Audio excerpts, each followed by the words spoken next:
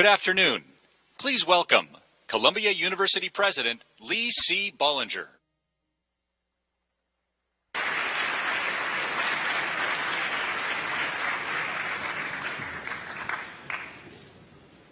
This town hall with Warren Buffett and Bill Gates, moderated by Charlie Rose, is a wonderful event for Columbia, and we're very, very proud to host it. And I must say it's a very special and I suspect deeply memorable occasion for our students, the primary audience that drew all of our guests here today. Warren, Bill, and Charlie are friends of this university and of mine personally, and in the case of Warren Buffett, an alumnus. They are people of enormous talent, accomplishment, and success. And as much as anyone alive at this moment, they embrace and act on the deep sense of responsibility that good fortune creates. If you had to choose people to represent the best of a generation or even a century, you could not do better than these individuals. Charlie Rose demonstrates how the art of conversation can educate and illuminate. Bill Gates succeeded in creating from scratch a business giant that now takes that success and searches the world looking for ways to make humanity meaningfully better off. And Warren Buffett is a one-of-a-kind investment genius, but even more importantly, he grasps a complex world better than almost anyone else, and then combines that singular talent with an uncanny capacity for condensing insight and wisdom into memorable utterances at the level of a Will Rogers or a Mark Twain. We are admiring and grateful for their presence today. Thank you very much.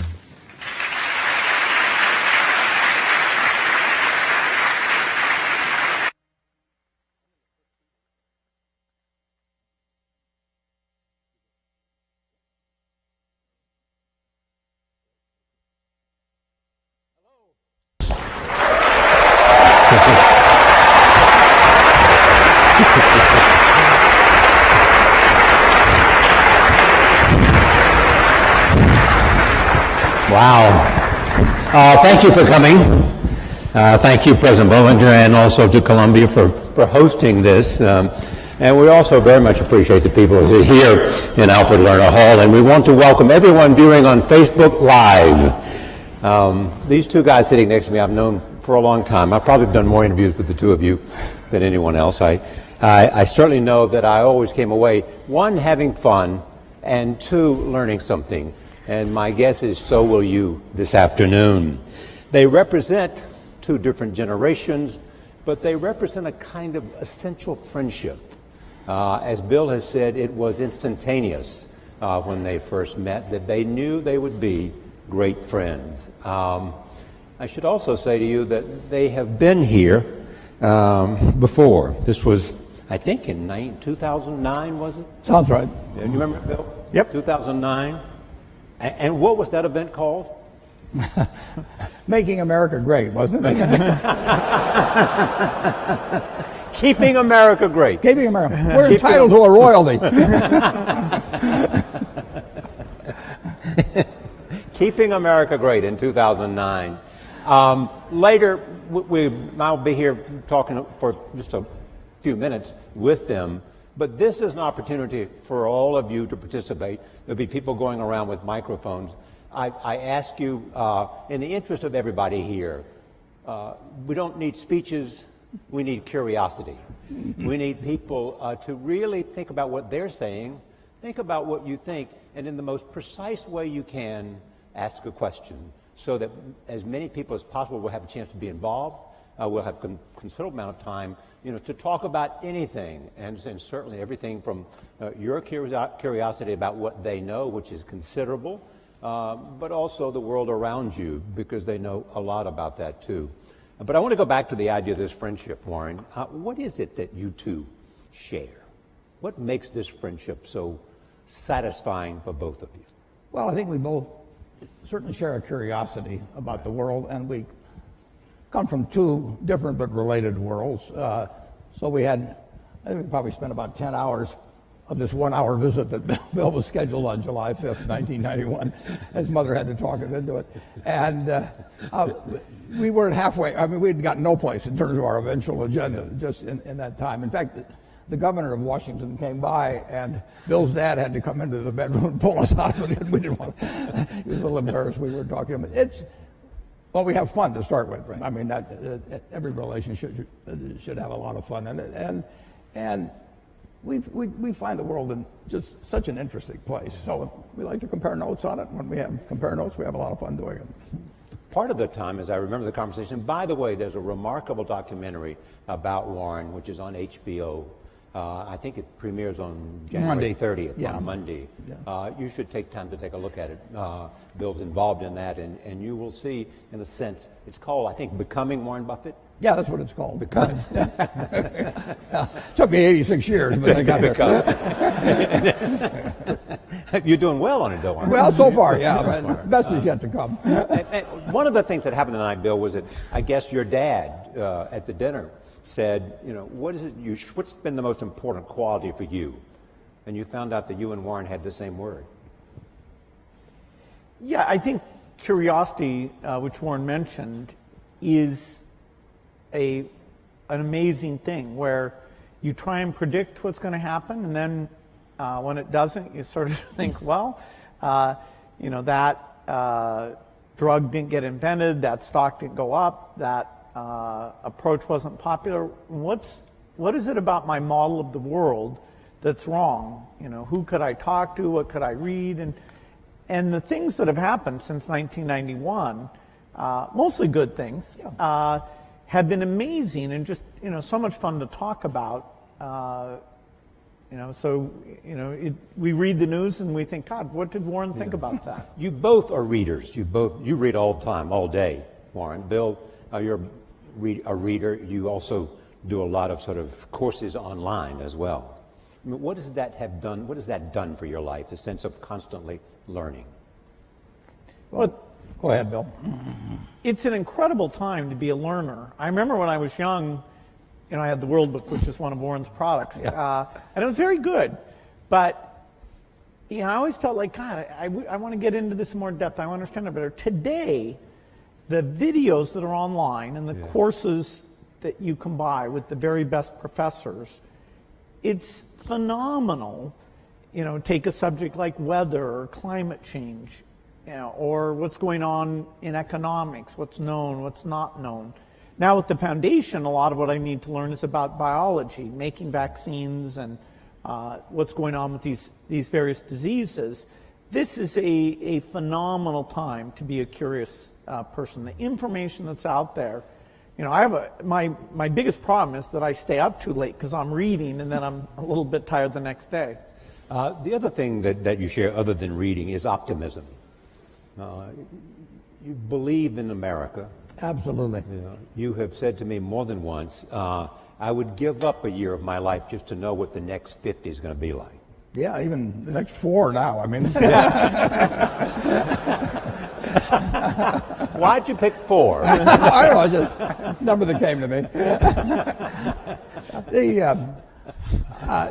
It is just fascinating what's happened just in my lifetime, in the 86 years. I should mention one thing about reading.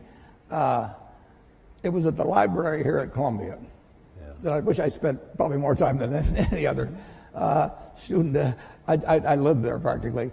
But I pulled the book out there, happened to be Who's Who in America, and it told me something about my professor, Benjamin Graham. And then I looked up, and I went to the library, and I said, I want to learn more about this because I learned this over here. That changed my whole life. We own Geico now because of that librarian directing me to some other book and then following through on that. It's the chance. I read about 1/5 the pace that Bill does, but I still spend 5 or 6 hours a day reading. I mean, you can learn so much. I particularly love biography. Just to be able to live the lives of these people that have been so extraordinary, the lessons and you know, the discouragements they face, just everything about it. So you can't get enough of reading it. What surprises you most about Bill? That's an interesting question. I guess what really surprised me is initially we just found so many things to connect on. He did try to sell me a computer. That's probably the only sale he didn't make, although the computer changed my life for the better in a big way subsequently. But, well, he just had this same curiosity. Yeah. And the other word you have used is focus. Well, the focus is no question about it. I mean, both of us got to where we are in a big way because of focus. Bill, what surprises you about Warren? I was so amazed that he comes to investing with this broad model of the world. So one of the first questions he asked me was, hey, Microsoft's a small company, IBM's this huge company. Why can you do better? Why can't they beat you at the software game that you're playing? And I always, every day I was thinking about, okay, what advantage do we have? What do we do? But nobody ever asked me that question. And we talked about the economics of software, which is a very different and special thing. And he could relate it to things that he'd seen. And I didn't understand banking, why some get ahead and some don't. And so he was able to put that in very clear terms. And so I found somebody whose model was rich enough that it helped me understand things that I really wanted to know. And we could laugh about things that were a surprise to us. I'd say his humility and his sense of humor really stood out in this incredible way. I mean, he enjoys what he does and he shares that with other people. And even, when I ask questions that are pretty naive, that he's probably been asked 50 times, he's very nice about, well, it took me a long time to figure this out, Bill, but here's how it works. I tried Bill out with some non-transitive dice. And I'd read about him in Scientific American or someplace, and there were only 2 people in the world in the history of these dice that actually figured it out while I was trying to take their money from them. And one was the leading symbolic logician in the world, and the other was a drunk who didn't really know any better and asked the wrong question. But Bill said, wait a second, you choose first, and the game was over. You taught him, you didn't teach him, but you brought him into a great appreciation of bridge. Yeah, he'd play bridge, but the family is very big on games. His family was very, very big on games, and so we played bridge together, and we played in China, going down the great rivers when we were supposed to be looking at the scenery. We had a good time playing bridge. All right, we've got a lot of questions we want to talk from the audience. We want to start up in the balcony, so we haven't forgotten you. It's hard to see, but is there a number there that has a question? Okay, start it wherever it is. Yes, number 6.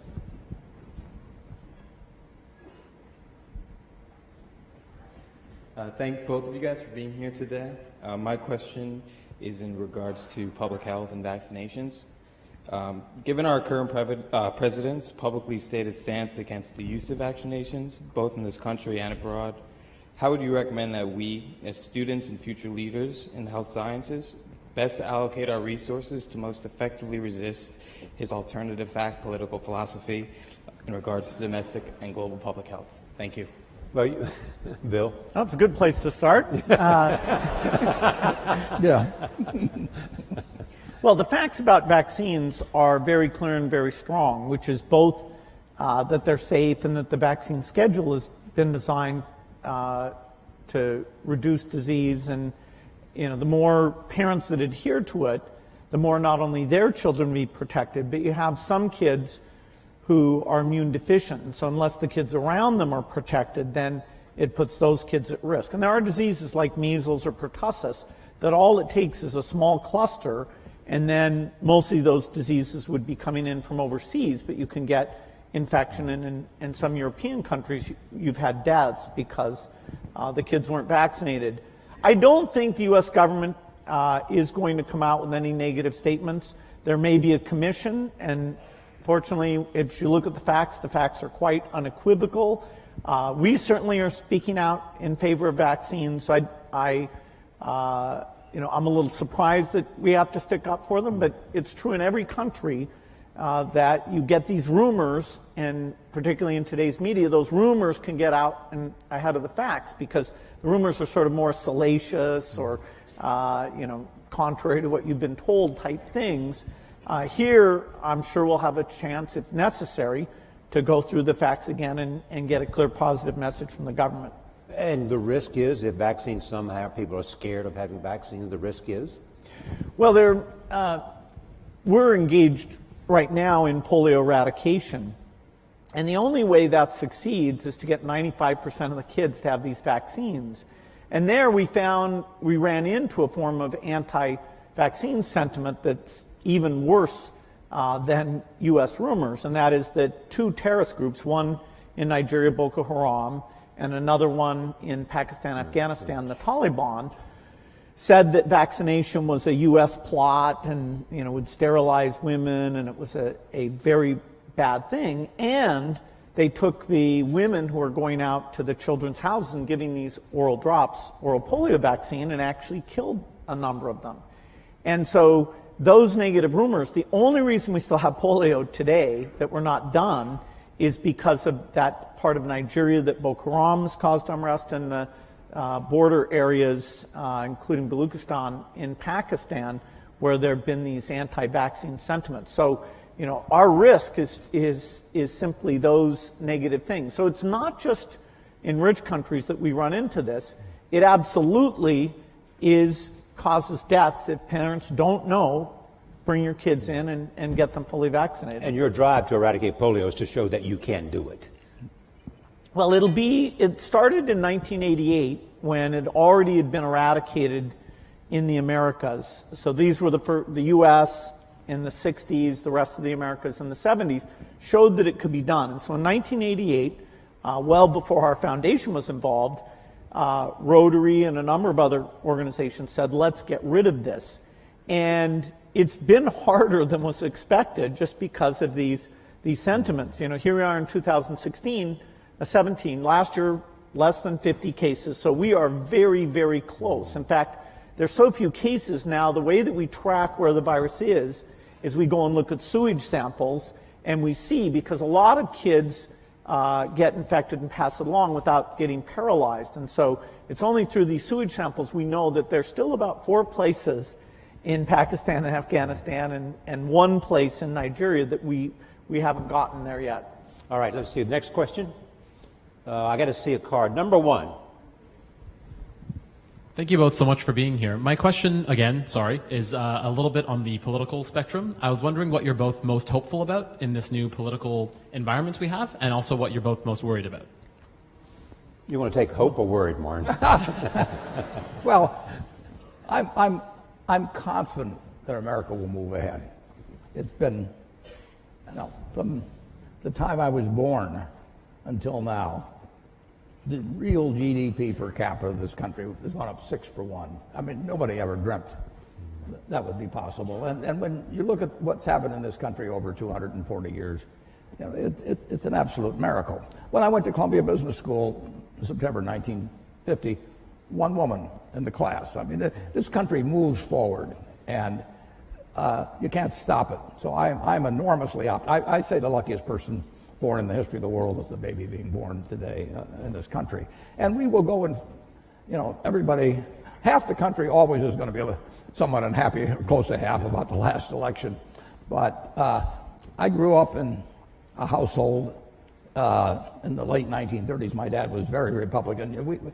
My sisters and I didn't get dessert unless we said something bad about Roosevelt. I mean, it was required. And I heard all these apocalyptic views about after his 3rd term there'll be no more elections. I've been hearing that all my life, and year after year after year, with occasional hiccups and an occasional seizure like we had in 2008 and 2009. But this country, it's all profit, folks. I mean, when I came in, just think of what it would have been like in 76, nothing here. Yeah. And now we've got... And the velocity of change it just keeps moving. Day. I mean, guys like Bill, they don't quit. Yeah. I mean, he moves on to something like polio. He mentions 50 cases in the world. There were more than 50 in the ward where I went when I was a teenager to see a friend of my sister's. And they were all in these rocking machines and everything. They were destined to a terrible, terrible life. And it was just one ward in Omaha. And now that's the yearly total, thanks initially to, as well as currently, to Rotary and some. But people kept working on it. This world moves forward, and it's been doing. I bought my first stock when I was 11 in April of 1942. The Dow was 100. If you haven't looked, it's 20,000. Something good must have happened in between. And it's going to keep happening, folks. Bill, I know you share the optimism. What about concerns? Well, the optimism is partly that I think American innovation is strong. Support for research is by and large bipartisan.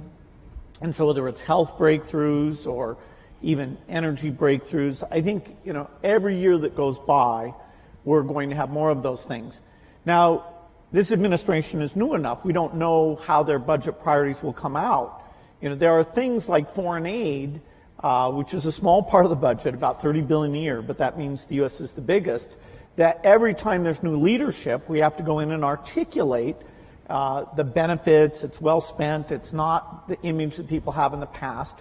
And so right now, I think there's a lot of intensity to make sure we get that message out and get, both in terms of the executive branch and the Congress, to maintain amazing things like the President's Malaria Initiative or PEPFAR, which is an HIV thing. These things started under President Bush, and so our foundation's had a great working relationship with Democratic and Republican administrations. Most people wouldn't realize that U.S. foreign aid as a percentage of the economy, which is generally how it's measured, reached its low point in 1999 under the Clinton administration. Now, I'm not saying it was the administration. It was a mix of the administration and the Congress. Then, during those Bush years, it went up fairly substantially. Now, the economy helped with that, but these initiatives were really amazing. And, I'm hopeful that maintaining or even growing these initiatives will be a priority when there's a lot of talk about tax cuts and different spending activities. And so it is a bit up in the air during these months ahead. And you've often made the point that no matter how big the private contributions are, sometimes in terms of sheer scale, you need a government. Yeah, somebody asked me today, if PEPFAR, which is this AIDS program, was canceled, wouldn't private philanthropy make up for it? Well, PEPFAR is over $5 billion a year. That is this one aid program, which is a phenomenal thing that's saved over 10 million lives. That's larger than our foundation, which is the largest in the world. So there's no possibility the government sector, U.S., U.K., other European donors, that's $130 billion a year in total that's uplifting these poor countries in health and education. And if we lose the consensus around that, if people draw inward too much, we will hurt progress, and there will be millions of lives lost because of it. All right. And one thing that might be mentioned, Charlie, is that the difference between now and 60 or 70 years ago in the ability of really bright people, really innovative, really energetic people to get finance to do things is just dramatically better than it was at that time. So now, if you've got good ideas, and there's good ideas right in this crowd, and you've got energy, it's far easier to get finance to move forward those ideas than you could 50 or 60 years ago. Is that because of the internet or crowdsourcing, or what is it? It's just lots more capital around, and people more optimistic about. People are very optimistic about business. But better ways to connect the two, the capital and those absolutely. And the ideas. It's dramatic. It's dramatic. And the willingness to take risk. The first venture capital stuff is in the 1960s, and it's tiny. Microsoft, when we were taking outside investment, we took at a valuation of $20 million, we took $1 million for 5% of the company. I'll do it retroactively, folks. You had your chance. You had your chance. We never spent the money. That is, our business was profitable enough. We really didn't need to do that, but we wanted people on our board to give us advice. And there's an episode of Silicon Valley where all these venture capitalists are courting this guy. And that really reminded me of what it was like. By that time, which was 1984, there were dozens of venture capitalists, and That's something that other countries have tried to duplicate. They have in small part, but not nearly as well. This willingness to take risks, the idea that if you have a failure, it's not a mark of shame, that, hey, what's your next startup going to be? You heard his secret, folks. He gets his ideas from Silicon Valley. Be sure and look. All right, cards. Let's see where the cards are, folks. Okay, number 3, take the card right there. So you started this talk about how you'd able to make a model and it won't accurately predict what happens. And on the other side of the coin, I was wondering what happens when you create such well-developed predictive technology, and what are the ramifications and implications of that outcome? Well, I don't think our predictive technology is going to be like an oracle. Warren's nickname is the Oracle of Omaha. But the percentage of times you can predict things like macroeconomics, because they involve emotional sentiment. We're a long ways away from that. The biggest modeling thing I'm involved in is a group that models diseases. So we look at HIV or tuberculosis and understand, okay, what do we have to do in terms of diagnosis and drugs to get these things down? Once we finish polio, we'll go on, and our next big challenge, which will take decades, but I expect will be done in my lifetime, is malaria eradication.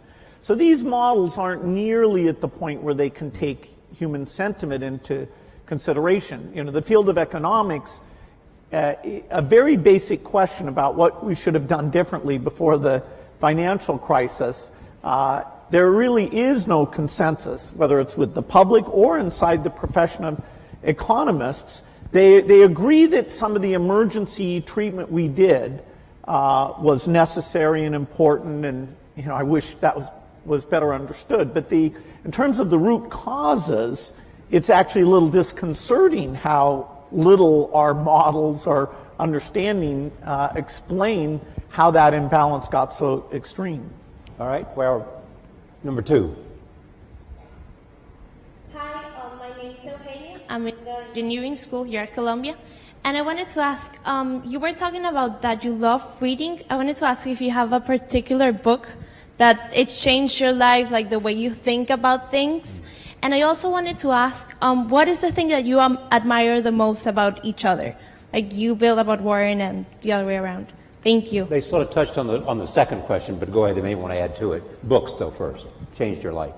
Well, a book did change my life, and it was by a fellow who taught here at Columbia, Benjamin Graham, and I read the book when I was 19 called The Intelligent Investor. And I'd been interested in investments since I was maybe 7 or 8, but I'd read every book in the Omaha Public Library by the time I was 11. So why do you think you were interested in investing when you were 7 or 8? Because I was too dumb to get interested at 4. My dad had a very small investment firm, and I would just go down and I read all the books that he had there, waiting to go to lunch or whatever it might be, and then I went over to the public library and read them all, and it just was a fascinating subject to me. But I didn't have any. I knew what everybody thought and all of that at an early age, but what Graham wrote made sense. I just happened to pick that book up at a bookstore in Lincoln, Nebraska. But to investing per se, is there something about your core competence that made investing the perfect place for you to be? Yeah, it certainly wasn't to be a pro football player. I looked. It was a question of zeroing out all the other incompetencies, and I was left with one thing. No,